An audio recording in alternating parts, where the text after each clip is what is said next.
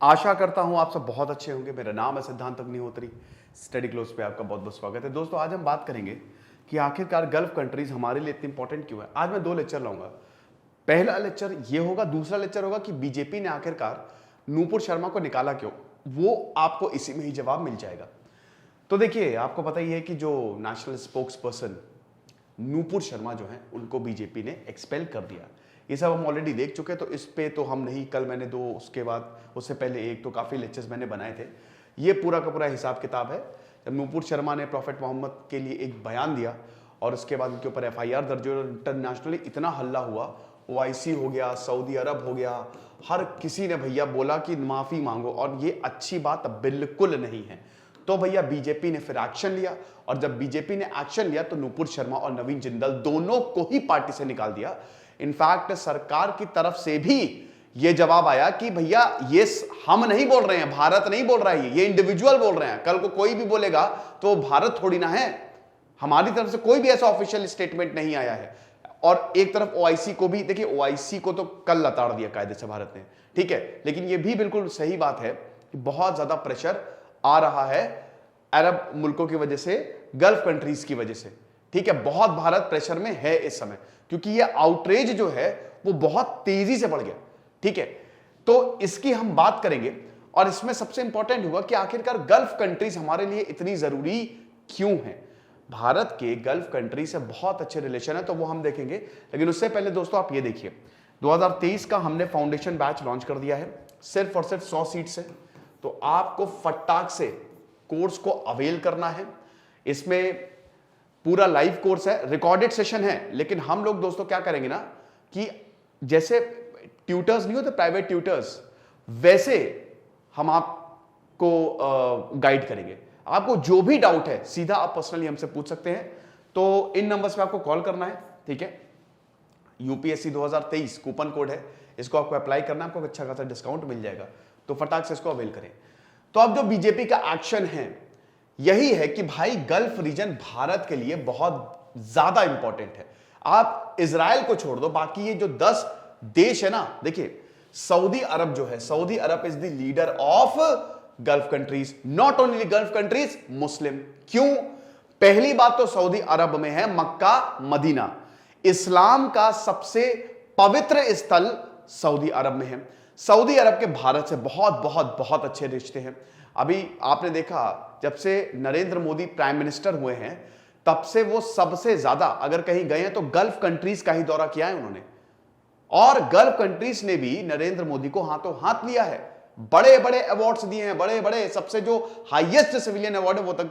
तो आप ये समझिए कि Saudi Arabia, Qatar, Iran, Iraq, Bahrain, Kuwait, United Arab Emirates, UAE से तो सबसे अच्छे रिश्ते हैं हमारे। इधर पाकिस्तान OIC होल्ड कर रहा था, और इधर जो सऊदी और UAE है वो कश्मीर में घूम रहे थे, बोले कि हम तो यहां पे इन्वेस्ट करेंगे। बाकी ओमान, जॉर्डन और यमन, अब यही सारे देश जो है इंक्लूडिंग OIC 57 देशों का संगठन है ना, यूनाइटेड नेशन के बाद सबसे बड़ा संगठन है। सारे के सारे देश जो हैं उन्होंने एक आवाज में ये बोला है कि भारत को माफी मांगनी पड़ेगी, है ना। तो वही हिसाब किताब है, तो काफी ज्यादा बवाल हुआ। अब बड़ी बात यह है कि ये देखिए 200 करोड़ अगर मुस्लिमों की बात करें पूरी दुनिया में, अगर टोटल आप देखें तो यहां पे ये जो देश है इसमें 20% मुस्लिम्स आपको मिलेंगे। और जैसा कि मैंने बताया, Saudi Arabia is the leader, और ये सब सारे के सारे डेवलप्ड देश हैं, ठीक है। तो सऊदी अरेबिया, UAE, फिर उसके बाद ओमान, कतर। अब कतर की कैपिटल है दोहा। अब ये बताइए कि कतर में वेंकैया नायडू जो हैं वो 3 दिन के विजिट पे हैं कतर में, ये हिसाब किताब है। तो यहां हो रहा है ये। फिर भारत की तरफ से जवाब आया कि भैया देखो, जो भी प्रॉब्लम्स आई हैं या जो भी मुस्लिम वोट्स में प्रॉब्लम की है, अरिंदम बागची ने बोला, जो हमारे मिनिस्ट्री ऑफ एक्सटर्नल अफेयर्स के स्पोक्स पर्सन हैं, कि देखिए कोई भी जो भी स्टेटमेंट आया है वो भारत का नहीं है, वो इंडिविजुअल्स का है, और उनके खिलाफ हमने कार्रवाई कर दी है। अब ये रीजन हमारे लिए इतना ज्यादा इंपॉर्टेंट क्यों है, यहां पे आपको सारी क्लैरिटी मिल जाएगी। इससे पहले भी हुआ है लेकिन भारत ने कभी एक्शन नहीं लिया। पाकिस्तान हमेशा कुछ ना कुछ बोलता रहता है, पाकिस्तान कौन है, नहीं भारत ध्यान देता। लेकिन इस बार भारत ने एक्शन लिया है, बीजेपी ने एक्शन लिया है। इसका रीजन पता है क्या है? क्योंकि जो ईरान है, कतर है, सऊदी अरब है, इन सबसे हमारे बहुत पहले से रिश्ते हैं, कल्चरल टाइज हैं। और बड़ी बात यह है कि आज के जमाने में सब कुछ पैसे से तौला जा रहा है। तो पैसे का लेन देन बहुत ज्यादा है। हमको तेल चाहिए, 80% बाहर से मंगाते हैं तेल, गल्फ कंट्रीज से। ये हम कब समझेंगे? तो दो सबसे इंपॉर्टेंट रिलेशंस है वो ऑयल, गैस और ट्रेड। तो first is oil and gas and second one is trade. अब जैसे कतर ने सबसे पहले बोला, ठीक है, तो भाई उससे हम ऑयल नहीं मंगाते लेकिन गैस तो मंगाते हैं। तो इसीलिए अब गल्फ कंट्रीज को ऐसा आशीर्वाद है भगवान का कि वहां पे अब जहां पे भी खोदो तेल निकल आएगा, गैस निकल आएगी। तो ये हिसाब किताब है, इसी वजह से दिक्कत।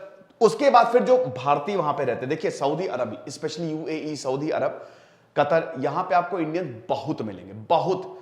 पूरे सऊदी अरब को और यूएई को बाहर वालों ने बसाया है। इंडियंस हो गए, चाइनीज हो गए, पाकिस्तानी हो गए, बांग्लादेशी हो गए, सब वहां पे काम कर रहे हैं। आधी से ज्यादा पॉपुलेशन तो यहां की वहां पे बसी हुई है। तो वो जो रेमिटेंस आता है उसका क्या, अच्छा खासा रेमिटेंस आता है। कल को उनको वहां पे जो भारतीय रहते हैं अगर उनके लिए कोई प्रॉब्लम क्रिएट कर दी, फिर कौन इसका जिम्मेदार होगा? अब बड़ी बात यह है कि कितना भारत जो है इन कंट्रीज के साथ ट्रेड करता है।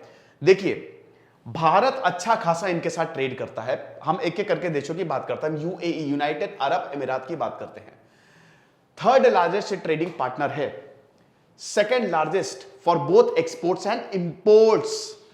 ट्रेडिंग में थर्ड, और एक्सपोर्ट, निर्यात और आयात की बात करें तो भैया सेकंड पे आता है ये, $28 बिलियन और इंपोर्ट $45 बिलियन। याद रखिएगा, गल्फ कंट्री से हम मंगाते ज्यादा हैं, हम इंपोर्ट ज्यादा करते हैं, हम एक्सपोर्ट कम करते हैं। तो इसीलिए इनके साथ हमारा ट्रेड डेफिसिट रहता है। बट ये बहुत सही है, इसमें किसी को कोई दिक्कत नहीं है, क्योंकि ये हमारी जरूरत है और जरूरतें जो हैं वो हमारा दोस्त तो पूरी करता है। तो इसीलिए अब दोस्त नाराज हो गया है। टोटल ट्रेड वॉल्यूम की बात करें तो $72.9 बिलियन। अमेरिका देखिए, अमेरिका जो $1.19 ट्रिलियन, और चाइना आत्मनिर्भर, लेकिन अभी भी हम चाइना पे निर्भर हैं, $1.15 ट्रिलियन, 1.19 और $1.15 ट्रिलियन। चाइना के बाद भैया यूएई सबसे तीसरे पे आता है, यूएई, यूनाइटेड अरब अमीरात। ठीक है, तो ये चीज है। 6.6% जो टोटल एक्सपोर्ट्स है और 7.3% जो टोटल इंपोर्ट है। 68.4% ये ऊपर चला गया। मैं आपको ग्राफ दिखाता हूं, इसमें आपको समझ में आ गया। ये देखिए, इंपोर्ट जो है 61.25% के करीब है और एक्सपोर्ट कितना है 38.48। हम इतना कुछ यूएई से मंगा रहे हैं। तो अब आप ये समझिए कि हम यूएई से बिगाड़ नहीं कर सकते। फिर आता है सऊदी अरेबिया, प्रोबेबली भारत का सबसे अच्छा दोस्त। और सऊदी अरेबिया, मुस्लिम वर्ल्ड की बात करो, सऊदी अरेबिया इसलिए भी भारत का बहुत अच्छा दोस्त है क्योंकि उसको भारत से भी बहुत ज्यादा काम रहता है। दूसरी चीज, भारत, सऊदी अरेबिया अमेरिका का भी बहुत अच्छा दोस्त है। सऊदी अरेबिया बहुत ज्यादा डेवलप्ड भी है और सऊदी मुस्लिम वर्ल्ड को कंट्रोल करता है।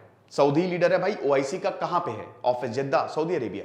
तो आप ये समझिए कि इसलिए बहुत ज्यादा इंपॉर्टेंट है। तो $42.9 बिलियन का बिजनेस किया है और भारत यूएई के बाद भारत का चौथा लार्जेस्ट ट्रेडिंग पार्टनर है। एक्सपोर्ट्स 8.76 बिलियन, लेकिन इंपोर्ट बहुत ज्यादा। मैंने बताया ना, इनके इंपोर्ट जो हम मंगाते हैं बहुत ज्यादा है। ओके, तो इंपोर्ट आप देख सकते हैं $34.1 बिलियन, 7%। ठीक है, पिछले साल से अभी तक 50% ऊपर चला गया, क्योंकि हम वैसे ईरान से, आपको पता ही है, ईरान हम दूसरे नंबर पे सबसे ज्यादा ईरान से तेल खरीदते थे। ईरान, अमेरिका, सऊदी अरेबिया और इजराइल, ये चारों से ही हम तेल खरीद रहे हैं। तो अभी ईरान से, क्योंकि फिर अमेरिका का बहुत ज्यादा डिस्प्यूट हुआ, तो एक तरीके से हमने तेल खरीदना बंद किया उनसे, लेकिन हम रशिया की तरफ गए। रशिया से भी हम अच्छा खासा डिस्काउंटेड प्राइस पे तेल खरीद रहे हैं। अब इराक की बात करें तो भारत का 5वां लार्जेस्ट ट्रेडिंग पार्टनर है $34.3 बिलियन पे। तो ये आप देख सकते हैं, ये है, ठीक है, ये सऊदी अरेबिया 80% पे, ठीक है, ये इंपोर्ट है और ये देखिए एक्सपोर्ट, राइट। देन कतर से हम ज्यादा कुछ नहीं खरीदते हैं। कतर से हम तेल नहीं खरीदते हैं, पेट्रोल नहीं खरीदते हैं, बट हम नेचुरल गैस खरीदते हैं। ठीक है, तो टोटल ट्रेड $15 बिलियन, 1.4% ही है। देखिए भारत ट्रेड करता, 1% भी यहां पे बहुत ज्यादा है। आपको क्या लगता है $15 बिलियन कम होता है? बहुत ज्यादा यार। तो आप ये अगर देखो तो 1.4% भी अच्छा खासा है। पेट्रोल हम नहीं खरीदते हैं, हम वहां पे गैस खरीदते हैं। और अभी एम वेंकैया नायडू, जैसा कि हमने बताया कि वो विजिट पे है, कोविड-19 के बाद हमने जो ये इंपोर्ट है, ठीक है, वो बहुत ज्यादा बढ़ा दिया है, आयात बहुत ज्यादा बढ़ा दिया है दोस्तों। क्योंकि एक तो बहुत ज्यादा अनस्टेबिलिटी, सप्लाई चेन एकदम से खुली और चाइना ने इधर रोक लगा दी। फिर बात यह भी है ना कि हम अभी उतनी नेचुरल गैस या ऑयल जो है वो पैदा भी नहीं कर रहे हैं। तो ये हमने ट्रेड कोविड के बाद बहुत ज्यादा बढ़ा दिया। तो ज्यादातर आप देखोगे ना 2020 में 41%, 50% इतना ज्यादा हो गया है। UAE account for another 11%। अब ये देख लीजिए आप, भारत और कुवैत के रिश्ते, इसमें भी हमने काफी अच्छा खासा इंपोर्ट किया हुआ है। और यहां पे कतर से देख लेते हैं तो इंपोर्ट हमने ज्यादा किया हुआ है। तो कहने का मतलब ये है कि अगर आप टोटल ले लो, ये भारत और ओमान और भारत और बहरीन का है, अगर आप टोटल ले लो तो भारत इन सबसे बहुत चीजें खरीदता है। तो इसीलिए गल्फ कंट्रीज हमारे लिए बहुत ज्यादा इंपॉर्टेंट है। दूसरा पॉइंट, भैया जो भारतीय रह रहे हैं, लगभग 1,30,00,000 के आसपास भारतीय बाहर रह रहे हैं, इन कंट्रीज में रह रहे हैं। पॉपुलेशन तो वहां की है नहीं, 50 लाख है, किसी की 1 करोड़ है, किसी की 1.5 करोड़ ऐसी है, ठीक है। तो वहां पे इतने सारे भारतीय जो रह रहे हैं और जो पैसा भेजते हैं, उनका क्या, ये तो 1.13 मिलियन तो वो है, लेकिन अगर आप पूरा टोटल ले लो ना तो ये बहुत ज्यादा है, ठीक है। तो अब आप ये देखिए कि सबसे ज्यादा भारतीय जो है वो 44 लाख अमेरिका में रहते हैं, फिर सऊदी में रहते हैं 28 लाख, फिर यूएई में 31 लाख, देन मलेशिया में 30 लाख, म्यांमार में 20 लाख। तो सऊदी और यूएई अगर आप खाली मिला लें तो भैया ये 60 लाख तो ऐसे ही हो गए, 60 लाख के करीब, 60 लाख भारतीय, यानी कि अमेरिका से भी ज्यादा। और ये तो खाली सऊदी और यूएई की बात है, ओमान, बहरीन, कतर, इन सबको आप मिला लें तो ये और ज्यादा हो जाएंगे, 1 करोड़ के पार चले जाएंगे। तो इसीलिए भारतीय बहुत ज्यादा रह रहे हैं। फिर उसके बाद आप देख सकते हैं कि सबसे ज्यादा पैसा कहां से आता है, यूएई से। अब यही बड़ी बात है, रेमिटेंस 26.9%, अमेरिका से 22.9। आप इसमें खाली गल्फ देशों को देखिए, यूएई को देखिए, आप सऊदी को देखिए, फिर कतर को देखिए, कुवैत को देखिए, ओमान को देखिए। यूएई 26.9% प्लस लगभग 11.5% है ना, तो आप इसको 27 मानिए, 38% प्लस 6.5 कितना हो गया ये 44.5, 45 मानिए आप। कुवैत 50% और ओमान 53%, यानी कि आधे से ज्यादा रेमिटेंस आपका गल्फ देशों से आता है। तो इसीलिए भैया ये दिक्कत। और फिर एफडीआई भी वहां पे बहुत ज्यादा, एफडीआई भी, फॉरेन डायरेक्ट इन्वेस्टमेंट भी सऊदी जो गल्फ कंट्रीज होते हैं ना, यहां से करते हैं। ये आप देख सकते हैं कि कितना ज्यादा, आधे से ज्यादा इन्हीं देशों से आ रहा है। जो लोग रह रहे हैं ना, वहां से खूब सारा पैसा देख रहे हैं, कहते हैं चलो गल्फ चलते हैं, चलो सऊदी चलते हैं, वहां पे पैसा बहुत ज्यादा है। फिर उसके बाद अगर ऑयल की बात करें तो भैया 80% से ज्यादा जो हमारी ऑयल डिमांड है और पेट्रोलियम प्रोडक्ट्स और गैस की डिमांड है वो सीधा इन देशों से आती है। तो भाई आप ये बताइए कि हम क्या इनसे खराब रिश्ते अफोर्ड कर सकते हैं? आप अपनी भावनाओं को साइड में रखिए, पैसे से चलता है। कल को अगर तेल के दाम 250 रुपए हो गए ना, फिर सब भूल जाओगे आप, सब भूल जाओगे आप, ठीक है। कोई कुछ भी नहीं याद आएगा, फिर याद आएगा भैया जेब ढीली हो रही है बहुत ज्यादा। तो इसीलिए we can not do this. फिर उसके बाद ये तो खैर फैक्ट्स आप देख सकते हैं, कुवैत और यूएई जो मेजर ऑयल एक्सपोर्टर्स हुए, ईरान और इराक भी, ईरान से भाई बहुत ज्यादा पंगा हो गया क्योंकि अमेरिका का बहुत ज्यादा पंगा था। तो ये अगर बात करते हैं, जैसे अमेरिका, सऊदी, इराक, नाइजीरिया और यूएई, ये 5 देश है जिससे भारत सबसे ज्यादा तेल खरीदता है। अभी तो भारत रशिया से भी तेल खरीद रहा है। बाकी कुछ फैक्ट्स और लेके हुए हैं, ठीक है। हर दिन भारत लगभग 31 लाख बैरल जो है वो इंपोर्ट करता है और 80% से ज्यादा जो है वो बाहर से ही मंगाता है। तो अब आप समझ गए होंगे कि आखिर क्यों बीजेपी ने सैक किया यहां पे नूपुर शर्मा को। फिर उसके बाद भारत के जो रिलेशंस है, जैसे प्रधानमंत्री मोदी, मैंने बताया कि 2014 के बाद से सबसे ज्यादा अगर वो कहीं गए हैं तो कतर, यही इन्हीं देशों में गए हैं। और लगातार मोदी जी का यही रहता है कि भाई जो हम तो जा ही रहे हैं और उसके बाद जो हमारे और भी मंत्री हैं वो भी जाए गल्फ कंट्रीज में और अच्छे रिश्ते। अब आप देखिए 2014, फिर उसके बाद यूएई देखिए 2015, 18, 19, अबू धाबी देखिए 2017, 18, अच्छा वो यहां पे भी आते हैं। आप समझिए कि सऊदी का तो ऐसा रहता है कि पाकिस्तान को एकदम साइड में, भारत पहले आता है वो, ऐसा। फिर उसके बाद कतर 2016 हो गया, सऊदी अरेबिया, तो इतनी बार जॉर्डन हो गया, पैलेस्तीन, ओमान, हमारी फॉरेन पॉलिसी रही है। तो इसीलिए कोई भी नहीं चाहेगा कि कुछ गड़बड़ हो और भारत की जो फॉरेन पॉलिसी जो है वो प्रॉब्लमेटिक हो। तो ये लेक्चर था दोस्तों, और इसीलिए ये दिक्कत हुई है। हमारे कोर्स को आप जरूर अवेल करिएगा। इसका सेकंड पार्ट में अपलोड करूंगा, आखिर बीजेपी में क्या हुआ जो उन्होंने नूपुर शर्मा को निकाला। कुछ नहीं, पढ़ते रहिए। दिस इज सिद्धांत अग्निहोत्री साइनिंग ऑफ।